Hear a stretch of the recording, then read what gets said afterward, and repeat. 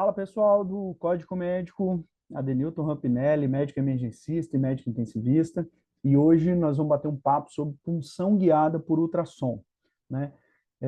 Mostrar para vocês as melhores evidências, a melhor forma, a melhor técnica de fazer isso, porque realmente hoje a conduta mais recomendada é você, no ambiente de urgência, de emergência, de paciente grave, é sempre puncionar, é sempre fazer o acesso venoso central guiado por ultrassom. Tá?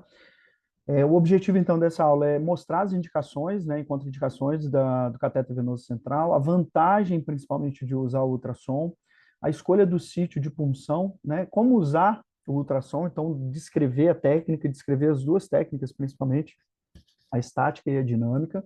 A dinâmica é sempre no tempo real, então é o que a gente recomenda, fazendo a punção ao mesmo tempo online que você faz a visualização através do ultrassom. Você conseguir identificar e localizar a veia, né, fazer o corte longitudinal e transverso, e como acessar o sítio de punções e literalmente entender e tentar identificar quais são as contraindicações. Então, de forma bem genérica, qual é a indicação, né, do cateter venoso central? É fácil, de entendimento fácil, que a primeira delas é um estado de choque ou necessidade de ressuscitação volêmica. Então, o acesso venoso central, ele serve tanto para ser uma via adequada de infundir droga vasoativa de forma mais efetiva, até porque você consegue, com um catéter bem locado ali na entrada do átrio direito, você consegue ter uma distribuição mais homogênea dessa droga, né? Evita a questão de ser um acesso venoso periférico e perder esse acesso e correr o risco de fazer lesões cutâneas, né? Você, além disso, você consegue fazer monitorização hemodinâmica. Então, por exemplo, você consegue pegar uma das vias, sendo um catéter triplo lumen, duplo lumen, pegar uma das vias e conectar num transdutor de pressão e aferir a pressão venosa central, que vai te dar uma ideia de pré-carga. Então, isso é muito interessante, né? Administração de drogas vasoativas, como eu falei, administrações de forma segura de soluções hipertônicas. Então, aqui a gente deixa bem claro, pacientes, por exemplo, que necessitem de terapia nutricional parenteral. Então, a grande maioria dessas soluções parenterais elas são hipertônicas, né? Então, tem um risco de fazer flebite muito grande. Então, é recomendado fazer através do cateter venoso central, a mensuração de PVC e a coleta da saturação venosa central, que ambos servem para monitorização hemodinâmica.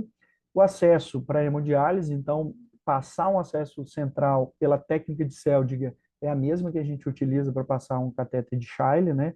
Catéter duplo lumen de diálise.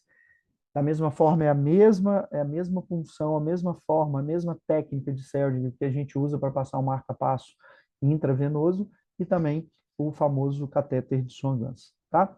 As contraindicações, né? É avaliar se o paciente tem uma coagulopatia grave. Realmente a gente não recomenda pelo risco de sangramento, mas isso é sempre ponderado, é uma contraindicação relativa, até porque algumas coagulopatias a gente consegue reverter, avaliar se esse paciente no serviço tem um tromboelastograma, tem a possibilidade de fazer o estudo do trombo e reverter ou corrigir eventualmente o que é necessário.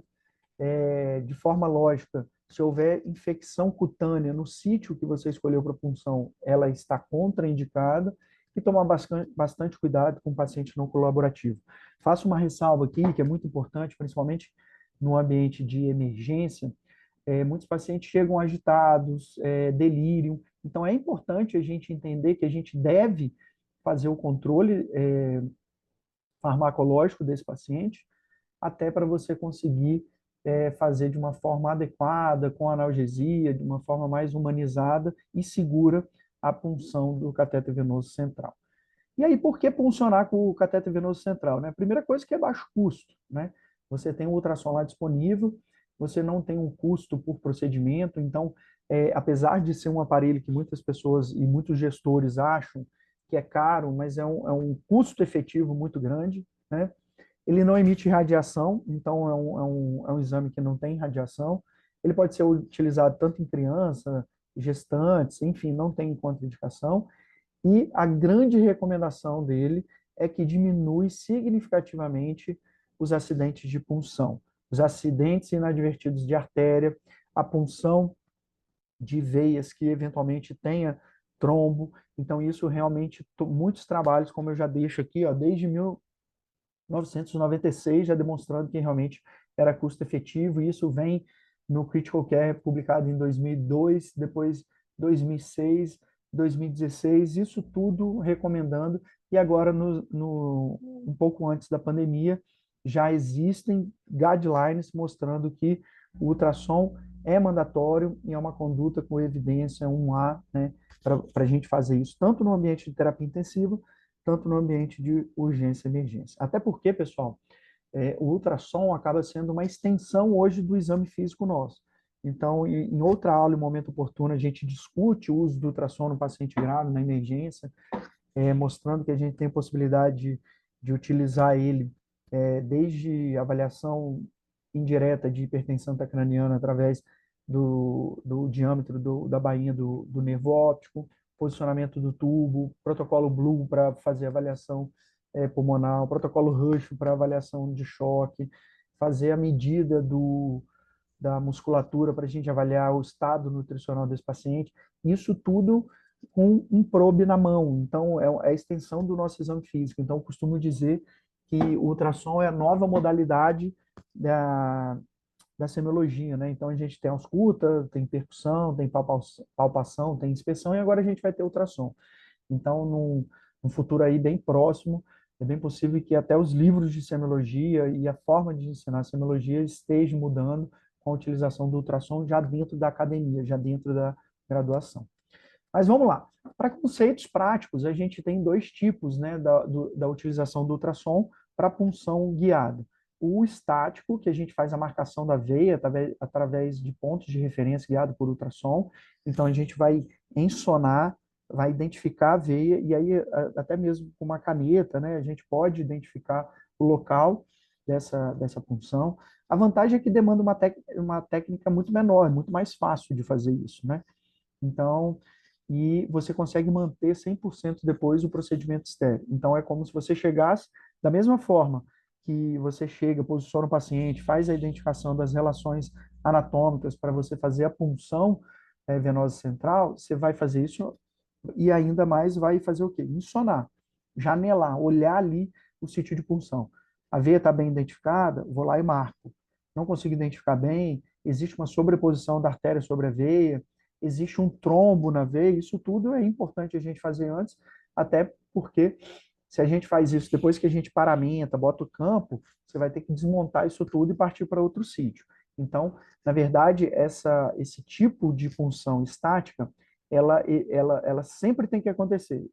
Até porque no dinâmico você vai fazer isso também, entendeu? Mas no dinâmico você vai encapar o ultrassom e vai utilizar de uma forma síncrona, né, ao mesmo tempo. Então, estática é dessa forma, você faz, né, mas ao mesmo tempo você não vai poder depois se guiar naquele momento da punção. Então, essa é uma desvantagem. Então, você não vai conseguir, na hora que você passa o fio guia, confirmar que você está vendo o fio guia que está bem alocado ali na veia, ou já descartar rapidamente um pneumotórax. Então, o estático tem essa desvantagem, mas o estático a gente já recomenda, independente se você vai fazer o estático ou não, você vai sempre janelar esse paciente e vai identificar, vai marcar e vai avaliar esse sítio de punção. O dinâmico, você faz a localização da punção vascular guiado em tempo real ali, né? Ele é mais preciso, é mais seguro, e a desvantagem, na verdade, é porque ele exige uma curva de aprendizagem um pouco maior, até porque se você não faz a técnica adequada, se você não treina, existe um risco de você quebrar a barreira ali e deixar que esse procedimento não seja 100% estéril, tá?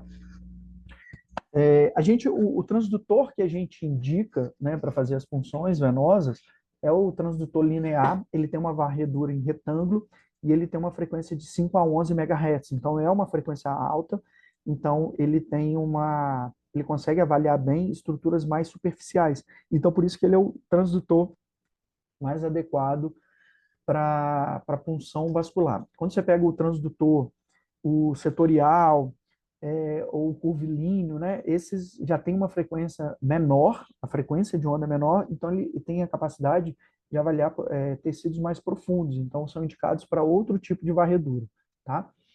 Essa é a orientação transversal, que é a mais clássica, então que a gente consegue realmente identificar, ó, aqui como está na figura, veia jugular e a carótida do lado.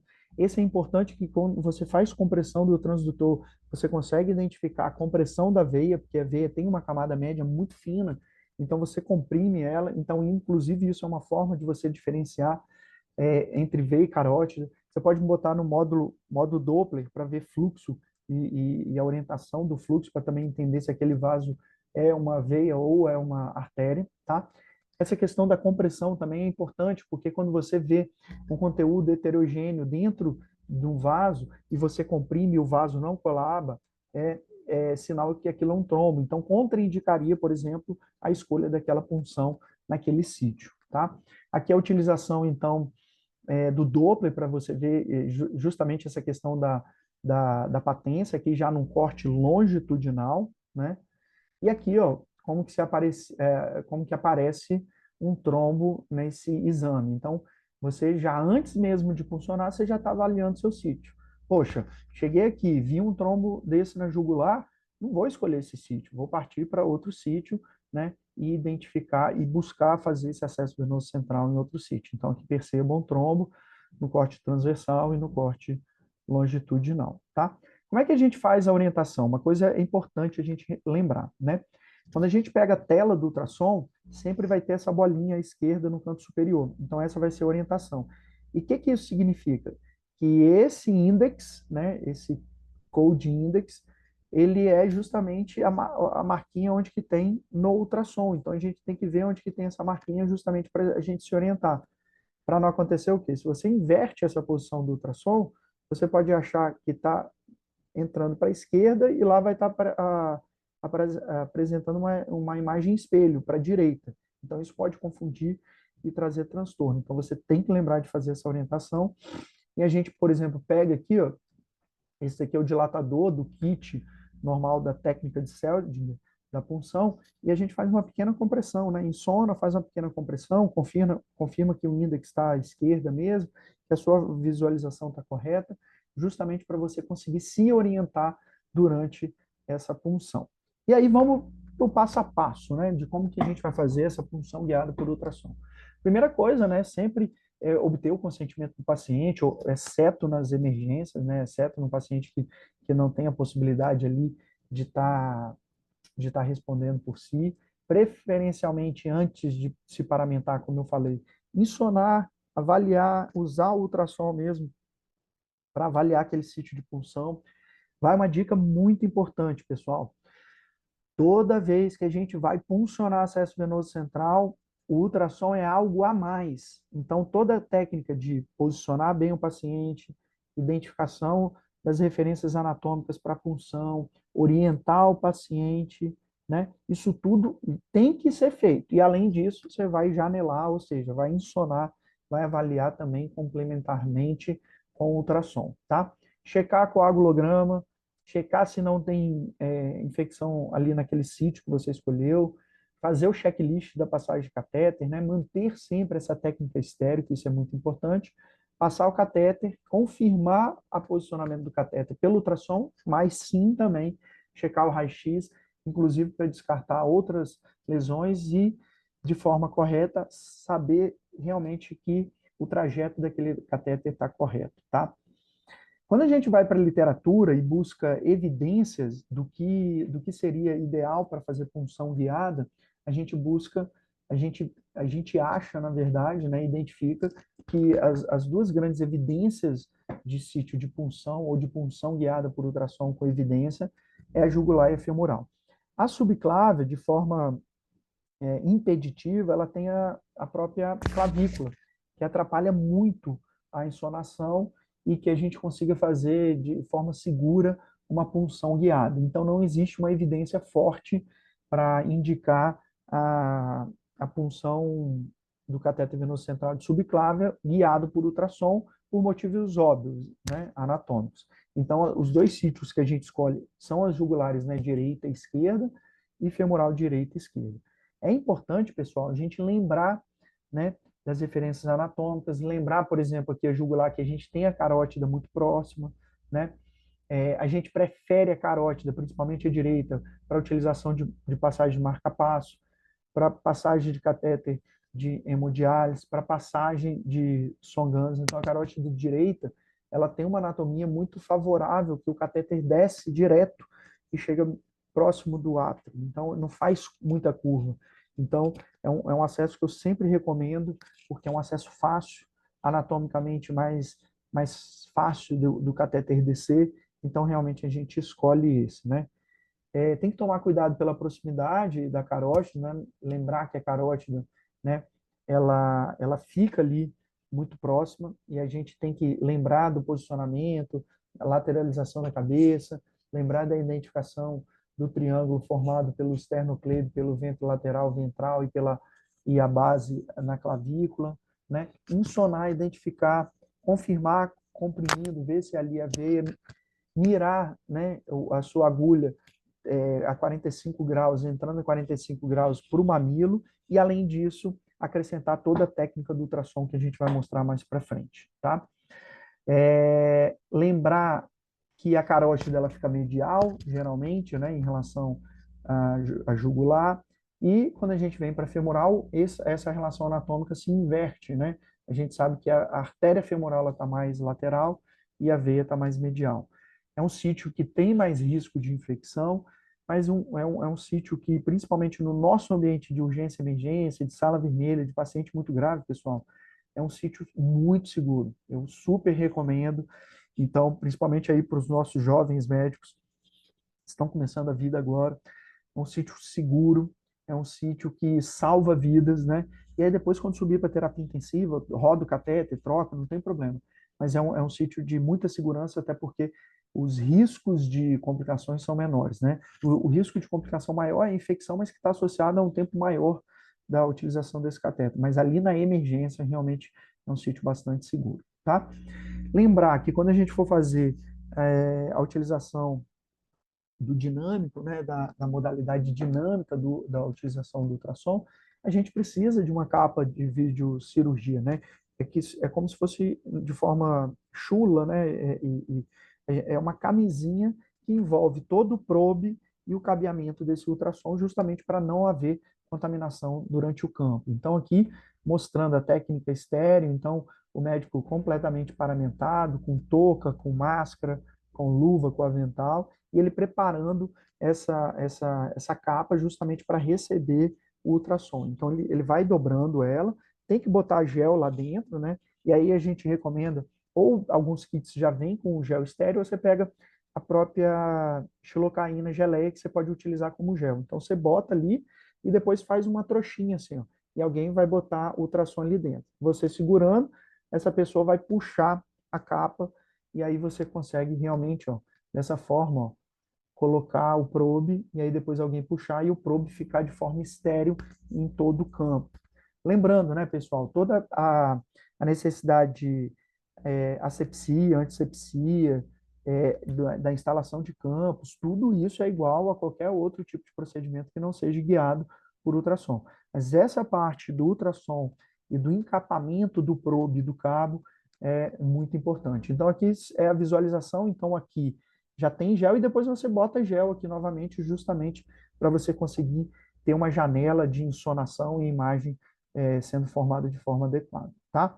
Mesmo com gel na porção interna da capa, é necessário um outro meio para a transmissão do ultrassom. Então, aplicar gel estéreo também, um soro fisiológico, sobre a pele do paciente para obter uma melhor imagem. Então, esse é o posicionamento, ó, pessoal. Campos amplos, cobrindo todo o paciente, para evitar o risco de contaminação, onde você consegue colocar e expor todo o equipamento, botar o ultrassom de uma forma que você esteja de forma frontal, de fácil visualização. Não adianta você funcionar aqui e ficar olhando para o ultrassom lá. Então, você tem que estar na mesma e mexer só o olho, né? Então, você, na mesma direção que você vai funcionar, a sua tela do ultrassom esteja ali presente justamente para te auxiliar nesse procedimento. Aqui a gente vai descrever a técnica da jugular interna, né? Como eu falei para vocês, toda vez que a gente vai pegar um acesso venoso da jugular interna, então a gente tem que pedir que o paciente ou posicionar o pescoço desse paciente em uma rotação contralateral ao sítio que você escolheu. Então, se eu escolho aqui a jugular direita, eu peço ele para fazer uma rotação para a esquerda. De forma fácil, a gente identifica os dois ventres do esternocleidomastoide, fazendo um triângulo com a base da inserção desses músculos na clavícula. Lembrar que a jugular está mais lateral do que a carótida e que a gente vai entrar ali a 45 graus aproximadamente e mirando já o mamilo ipsilateral. Além disso, né, a gente vai identificar, muitas vezes a artéria tá abaixo e não medial, mas ela fica logo abaixo, outras vezes ela está realmente de forma lateral, mas a gente precisa comprimir, identificar. Quando há esse posicionamento, a gente tem que tomar bastante cuidado de não entrar a agulha muito e transfixar, por exemplo, a jugular e acessar a carótida, então isso tudo é importante, né? Ou conseguir uma visualização assim, que elas fiquem uma do lado da outra, que fica mais fácil e com menor risco de punção. Aqui, quando a gente faz a orientação, gira o probe, a gente vai ver de forma longitudinal e a gente vê literalmente a agulha entrando no lúmen do vaso. Então, isso é bastante importante. Lembrar de excluir trombos, né? Se tiver trombo, a gente não vai fazer essa punção. Se houver dúvida, a gente pode fazer justamente o quê? Jogar o Doppler, ver qual é o fluxo que está indo ou voltando para você conseguir identificar e confirmar que aquela ali é a veia, né? Então, isso é bastante importante, né? E lembrar, a melhor forma e a forma mais adequada de a gente identificar que o vaso é veia é comprimindo ele. E ele colabando, ele vai se demonstrar como veia. Já a artéria, ela não colaba, né? Ela tem uma camada média importante, ela pulsa, então realmente ela não tem esse ela não acaba colabando, né? Aqui, além disso, a gente pode jogar o modo Doppler, né, e auscultar mesmo o fluxo da artéria diferente da veia. Então, aqui, ó, de forma bem didática, essa imagem aqui da direita mostrando que você está fazendo, insonando, né, e você entrando a 45 graus. Isso daqui, pessoal, é importante, ó, você ver a relação anatômica e vai proceder, e esse é o slide mais importante da aula. Esse é o bizu quando você quer ficar bom, justamente para funcionar um acesso. O que esse slide está mostrando, pessoal? Aqui, ó, um transdutor, e vai insonar, e vai aparecer essa imagem para você na tela. Quando a gente olha na tela, essa tela ela é graduada. Aqui do lado, você vai ver 1 centímetro, 2 centímetros, 3 centímetros, 4 centímetros. Então, eu sei que da pele até a veia, se tiver marcado aqui 2 centímetros, eu sei que a profundidade aqui entre o probe e a veia é 2 centímetros. E aí, o que eu faço? Eu uso a matemática. Eu me afasto 2 centímetros desse probe, tá? E aí, aqui eu vou estar formando justamente um triângulo isósceles, né? Com dois lados iguais. Então, como a soma dos três ângulos, né, tem que dar 180, se eu tenho um ângulo aqui já de 90, esse ângulo tem que ter 45 e esse também 45. Então, o que eu faço? Se aqui tem 2 centímetros, eu me afasto 2 centímetros aqui e entra a 45 graus. Eu entrando a 45 graus, pessoal, eu vou chegar exatamente na veia. Então, é lembrar de matemática. Então, aqui, se essa distância entre o probe e a veia for 3 centímetros, opa, me afasto do probe 3 centímetros, entro com a agulha aqui, mirando a 45 graus, e eu vou novamente chegar à veia. Então, isso é o bizu mais importante de acesso venoso guiado por ultrassom. E o que acontece? Muitas vezes, quando as pessoas não têm a aula, não têm uma instrução, elas acabam entrando aqui, ó, bem rente ao probe, inclusive machuca a membrana do probe e acabam fazendo esse caminho aqui, ó, atravessando e nunca pegando. Vê a veia, mas a agulha passa. E a agulha passa e não consegue entender por quê. Então, esse é o grande bizu, essa é a grande ciência da punção guiada por ultrassom. Então, gravem esse slide, tá? Então, aqui, ó, a gente consegue ver a técnica, né? Ele já soltou o probe, viu, veio sangue de aspecto venoso, e aí segue, né, retirando, passando o guia, dilatando e de fácil visualização e passando o catéter. Nesse momento aqui, ó, que a gente tem a passagem do guia, a gente consegue insonar também, principalmente na janela longitudinal, identificar a presença do guia lá dentro do lúmen da veia. E isso é bem interessante de se fazer, a gente recomenda, justamente porque garante e traz uma confirmação que esse guia está dentro da veia, tá? lembrar, né, de fazer o teste do fluxo e do refluxo desse catéter, tá? E complicações precoces que podem acontecer é justamente a punção inadvertida da artéria, posicionamento correto do catéter, pneumotórax, que é mais raro, ainda mais guiado por ultrassom, embolia gasosa e arritmias quando você introduz muito guia ou catéter. Tardias, pode acontecer hemotórax, infecções de corrente sanguínea, trombose e lesão do ducto torácico também, que é mais raro. Então aqui, ó como é que é importante pedir o raio-x, porque esse daqui, ó, o catéter veio e acabou subindo, então não é um posicionamento adequado desse catéter. Esse daqui já é o quê, ó? Um pneumotórax, então isso também é arriscado. Esse daqui é uma arritmia, uma taquicardia ventricular, que causada possivelmente por estímulo do guia ou do catéter. Vamos lá. O outro sítio que a gente utiliza e que tem evidência, a gente recomenda é justamente o quê? O femoral, e que eu falei, inclusive, aqui para vocês, que no ambiente de emergência é o sítio de escolha, é um sítio seguro, e lembrar só dessa inversão na relação anatômica, né? Então, a veia está medial, a artéria está lateral e o nervo mais lateral ainda, né? Então, a gente lembrar disso, tá? Então a gente faz a mesma coisa, insona a região inguinal, né? Faz a anestesia, identifica quem é veia, quem é artéria, né?